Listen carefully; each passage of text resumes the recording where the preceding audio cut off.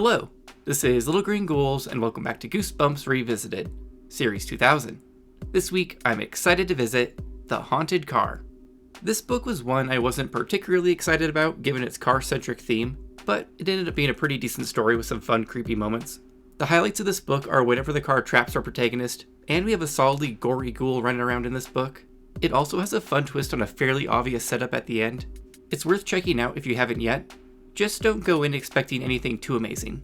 This 1999 cover just isn't for me. To me, the car looks silly.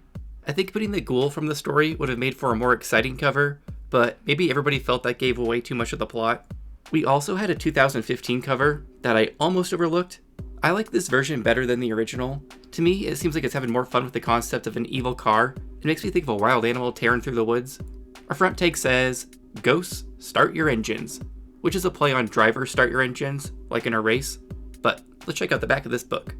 I tried to do some homework, but I kept jumping up and going to my bedroom window to peer down at the car. A streetlight made the chrome bumpers sparkle and the sleek blue body glow. I couldn't resist. I had to sit in the car. Holding my breath, I crept down the stairs and out the front door. I stepped onto the driver's side of the car and grabbed the handle. "Go ahead," a voice whispered. "Climb in." Okay, let's start this summary. The book opens with an introduction to Mitchell, and he is a car fanatic. His bedroom is lined with model cars and car posters. One of his favorite activities is standing on the street corner with his friends and seeing who can name the passing cars the fastest. While he sleeps, he dreams about cars. This boy truly lives and breathes cars. It couldn't be me. Mitchell's little brother Todd is not into cars and is more into scaring himself at every opportunity. The boys recently moved into a creepy old house, so now Todd has plenty to get scared over. Mitchell is busy working on a model car when Todd comes bursting into his room screaming how there's a ghost in his closet. Mitchell investigates and at first thinks there really is a ghost in the closet, but it just ends up being a laundry bag. We need to stop briefly and admire the fact that Todd is wearing an X-Files t-shirt. I appreciate that Stein likes to reference one of my favorite TV shows every once in a while. Mitchell starts to chew Todd out for being such a scaredy cat when he's interrupted by a large crash from the living room. They race downstairs and find the newly built bookshelf has been knocked over and its contents spilled across the living room.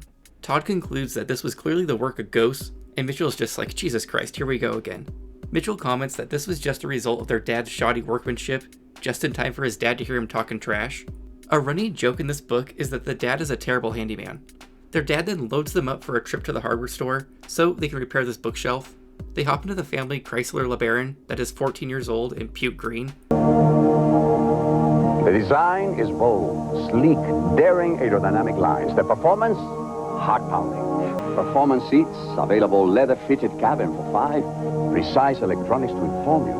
Chrysler engineered it to outperform Europe's best. It does, I assure you. Mitchell hates this car with a passion and pesters his dad to get a new one every time he has to ride in it. His dad loves this old car and thinks it's just fine. As they're heading to the hardware store, they are suddenly surrounded by a thick fog and the brakes on the car stop working as they're going down a hill. This results in a dramatic runaway car scene where they're dodging various vehicles in the fog and ultimately end up smashing into a tree head on. Luckily, everyone had their seatbelts on and no one was seriously hurt. The dad responds to this crash by opening up the car door and throwing up all over the ground aggressively, which is an interesting trauma response.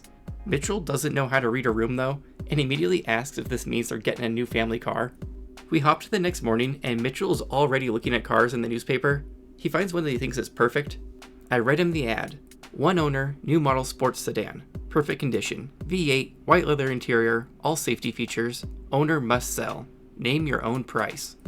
Mitchell's dad is easily persuaded and they head off to see this car right after breakfast. They take a rental car all the way across town and meet Mr. Douglas, the seller of this car. They walk around to the garage about back, and Mitchell notices that the garage is covered in padlocks, like Mr. Douglas is really trying to lock this car up tight. After Mr. Douglas spends forever opening various padlocks, we get a good look at our haunted car. As the door moved up, sunlight rolled across the car. The chrome bumper glowed like gold, reflecting the sun.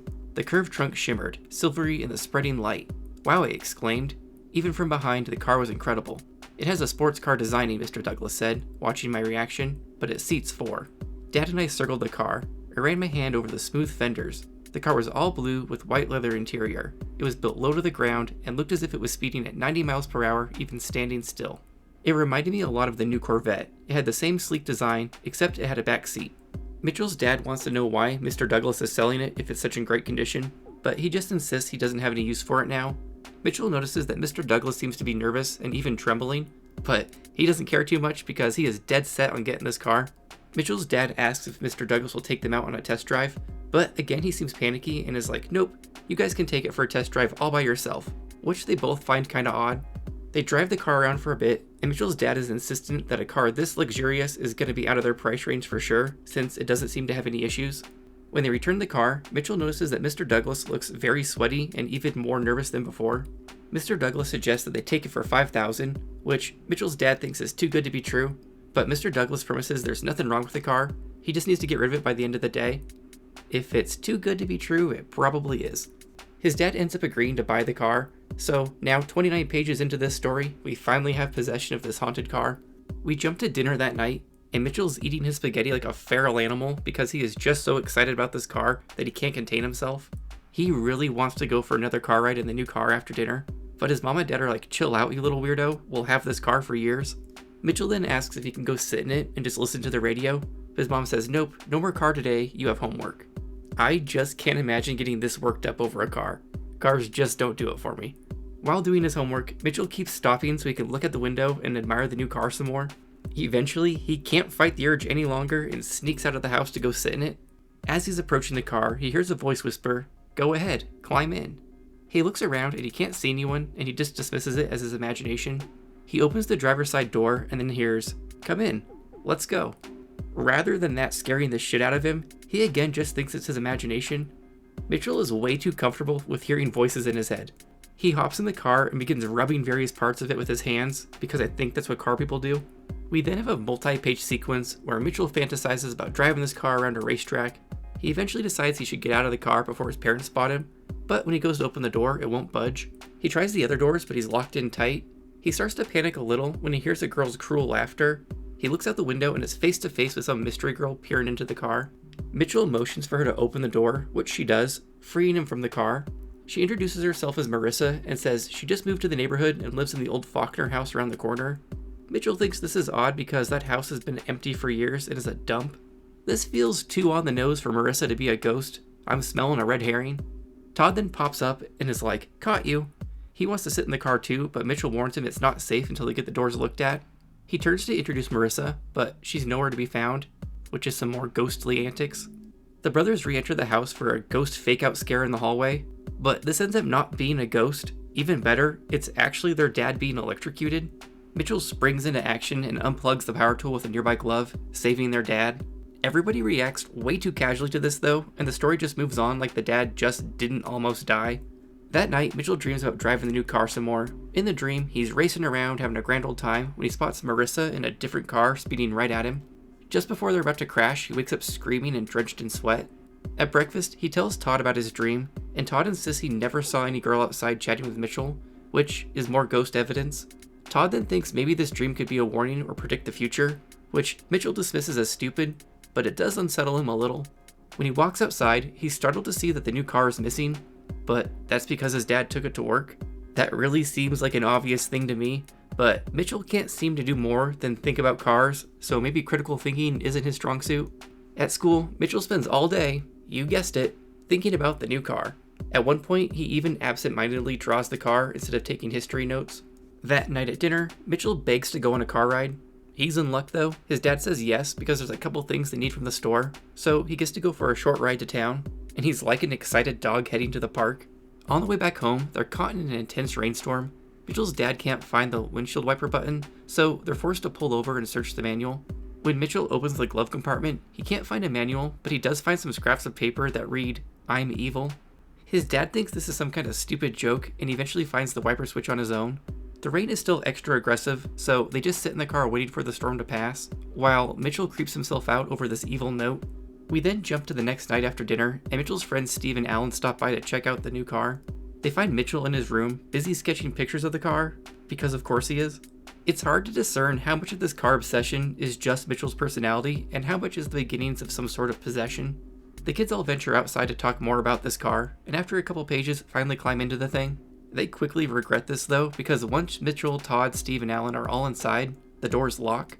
We are then treated to a fun little sequence where it becomes unbearably cold inside the car. They all frantically begin tugging at the door handles as frost begins to cover the windshield. It gets so cold inside the car that Mitchell's lungs hurt from just breathing in the cold air. Right when they all think they're about to freeze solid, Marissa appears and opens the car door. The boys all pile out, and Steve and Alan storm off angry because they think this is all some sort of prank by Mitchell. Marissa asks why they haven't fixed the locks yet, and Mitchell informs her that he thought his dad already took it to the shop. That night, we find Mitchell, once again, standing in his window staring at the car. He is then startled by Todd, who's come to warn Mitchell that the car is haunted. Mitchell tells him to calm his tits and sends him to bed. When he looks back out at the car, he can now see an eerie green glow radiating off of it, so naturally he heads outside to investigate further. He races outside and is met with some icy wind and a frosted yard. When he approaches the car, he's disappointed to see that it's no longer glowing green. He turns to head back inside when he hears a voice from earlier whisper, "Get in, hurry, climb in." There is clearly some element of ghosty possession or powers going on here, because Mitchell opens the car door to see if he can locate the voice. Once behind the wheel, he finds himself pulling out car keys and starting up the car. If this all results in a 12-year-old going for a joyride in a haunted car, I may start to enjoy the book a bit more. The radio is staticky at first, but soon Mitchell hears a girl's voice whispering, "I'm evil, I'm so evil." The car then quickly puts itself into reverse, slamming Mitchell's head into the windshield and rockets down the driveway. Mitchell tries in vain to open the car doors, but it's no use. He is now locked in the car as it takes itself out for a spin. Mitchell slams on the brakes, but this does nothing and the car just goes even faster. He tries to pull out the keys from the ignition and the car engine just roars louder. So he is officially just locked in for the ride. From the speakers, he hears the voice ask, Are you enjoying it?" He begs the car to stop, but it just laughs cruelly at him. We then have multiple pages of this car flying all over the road, slamming Mitchell around inside. He then hears the roar of a train whistle, and it becomes obvious where this is headed. A few pages later, after some more begging from Mitchell, he suddenly stopped at a train crossing. The voice on the radio then says, "Goodbye, Mitchell. Hope you enjoyed your ride. Your last ride," as the car lurches towards the oncoming train. At the last second though, Mitchell's able to stomp on the brakes and they actually work this time, and he watches as the train passes inches in front of the car. The voice then returns, "Wasn't that fun? Did that give you a thrill?" This car is saying things in a weirdly seductive manner. Maybe I'm just reading it wrong and that's a me issue. Mitchell begs the car to stop and switches off the radio, but he can still hear the girl's laughter, and the car softly moans, "I'm evil. I'm so evil." Yes, this car is whispering, moaning, and purring, all the things it says. I just went back and double checked. Eventually, the car returns him home, just in time to see his parents racing out the front door. They are absolutely livid that Mitchell took the car out for a joyride. He tries to explain the situation, but good luck with that one. Marissa then appears mid-family squabble, asking if everything is okay. The parents are like, who the fuck are you, random child? And then kind of just ignore her and keep tearing into Mitchell. He then starts screeching how the car is haunted and demands that the car explain itself. Shocker, the car does not engage in conversation with the parents. It then jumps to the next night after dinner, and Mitchell has been thoroughly grounded. He decides to visit Todd in his room because he knows at least his brother will believe him. Todd is fairly nonchalant about the situation and states that he knows who the ghost is, Marissa. We, the reader, know this is too obvious though. Mitchell thinks this is crazy talk and tries to have the operator dial Marissa's house as proof, but the operator informs him that there's no active line available at Marissa's house. He then decides to sneak over to Marissa's place with Todd to prove she isn't a ghost. We then spend a few pages as Todd and Mitchell sneak out of the house and creep around the neighborhood. When they reach Marissa's supposed house, Mitchell is shocked to see that the house is indeed abandoned, so Todd is just like, "Told you so." Mitchell still isn't convinced for some reason, which doesn't make much sense to me. If you can believe a car is haunted, why can't you believe in a ghost girl? We then hop to after school the next day, and Mitchell has a new plan: visit Mr. Douglas to get some answers. Mitchell takes the bus across town and arrives at Mr. Douglas's house after it's nearly dark out. Mr. Douglas won't answer any of Mitchell's questions about the car and slams the door in his face. Mitchell decides to do some snooping and peers into the living room window, where he spots a giant portrait of Marissa, captioned, "In loving memory." Mitchell and I are like, oh shit, Marissa is dead, and then tells Todd immediately once he arrives back home. They decide to tell their parents over dinner, but this goes about as well as you might expect it would, and Mitchell gets sent to his room. In his room, he gets a phone call from none other than Marissa. He decides to tell her he knows everything, and Marissa's tone changes completely, and she aggressively asks him what he's gonna do about it. This is kind of a fun spin having Mitchell confront the ghost directly in this manner. He hangs up the phone and heads downstairs to find his parents and Todd getting ready to leave. They're apparently off to visit some sick relative. Goosebumps parents are always leaving to visit relatives during key moments in the story. They're leaving Mitchell behind because they think he needs some time to cool off alone. They're also being picked up by some random cousin, so now just Mitchell and the car are home alone. If my hypothetical kid had just recently taken the car out on a joyride, I would not be leaving him unattended with that car. Literally within seconds of the family driving away, Mitchell feels an invisible force pulling him into this car. He keeps telling himself to get away, but his body just mindlessly opens the doors and crawls right behind the steering wheel once again. He turns to see Marissa sitting next to him, but surprise, it's not Marissa. She turns slowly, and I open my mouth in a scream of horror. Not Marissa. I was staring at a hideous ghoul. Purple rotted skin, lined and rutted like a decayed prune, inky black eyes sunk back deep in the sockets, pulsing red veins up and down her broken nose, toothless green gums, swollen and dripping with yellow slime, torn lips twisted into an ugly grin. I moaned as the foul smell of the creature floated into my nostrils. I tried to turn away as she brought her face closer to mine, so close I could see 2 white worms wiggling in her nose. Her blonde hair brushed my face, stiff as straw, crawling with bugs. Her hot, sour breath swept over me, sickening me, making my stomach heave. Her swollen green gums clicked together as she whispered, "I'm evil. I'm so evil." Mitchell tries to get away, but once again he's locked in this car and it's starting to frost up. The ghoul girl then proceeds to melt in front of him, eventually turning into a green gas that fades away. The car then roars to life and takes Mitchell out for another ride. The voice in the speakers then says, "I died in this car, Mitchell, and now it's your turn." He pleads with the car to let him live and how he's only 12 years old, which the voice responds that she was 14 when she died. Mitchell then notices he's being followed by a cop with its siren on since the car is driving so recklessly. This is just a fake out though, because it wasn't a police car, it's a fire truck that then zooms by with its own agenda. The voice in the speakers decides to give a little backstory and tells Mitchell she was only 14 when she took the car out for a joyride, where she crashed it and died. She now wants Mitchell to keep her company forever. He begs to go home, and the voice is like, "That's fine, you can die at home." Mitchell then realizes the car intends to smash into the front of the house as it speeds back towards home. The book then goes in an odd, but not completely out of the blue direction.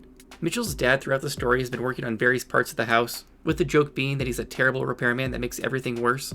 Before his parents left, the dad noted that one of the light switches seemed to be shorting out, so when Mitchell returns home in the haunted car, he's met with a full-on house fire. That's where the fire truck was off to earlier. The light switch caused an electrical fire, and Mitchell would have been burned alive if he hadn't been kidnapped by the haunted car. This causes the ghoul girl to lose her shit. She starts shrieking how she accidentally did good instead of evil, and now she must pay. She then melts into a puddle of green slime on the car seat. Mitchell hops out of the car, and his parents are so happy that he's alive, they're not even mad that he went out riding again. They are then startled to see Marissa, because we're in for a Stein twist. Marissa had an evil twin sister named Becca, who stole the car and died in it, so Becca was the evil ghoul girl, not Marissa. One day, Becca appeared in the car with Marissa and told her plans to do evil, so Marissa knew she had to warn Mitchell. She just didn't think he would believe her, and that's why she's been hanging around the car. That night, Mitchell and his family are staying with the neighbors.